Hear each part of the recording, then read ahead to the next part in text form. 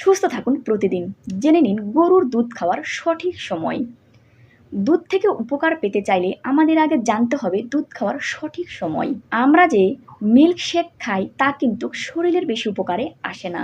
আয়ুর্বেদিক নিয়ম অনুযায়ী আম, কলা, কাঁঠাল, তরমুজ, টক জাতীয় ফলের সঙ্গে দুধ মিশ্রিত করে খাওয়া ঠিক না। কলার সঙ্গে দুধ মিশিয়ে খেলে শরীরের বিষাক্ত পদার্থগুলো বের হতে চায় না। দুধ খাওয়ার সঠিক সময়। শরীরে মাসল বানাতে চাইলে সকালে দুধ খেতে হবে। এছাড়াও দুধ খাওয়ার উপযুক্ত সময় রাতে। যদি ঘুমের সমস্যা থাকে তাহলে রাতে ঘুমানোর আগে 1 কাপ দুধ খাবেন। অনেকেই মনে করে সকালে দুধ খেলে হজমের সমস্যা হতে পারে, কিন্তু না, সকালে দুধ খেলে আপনাকে সতেজ একটা অনুভূতি দিবে।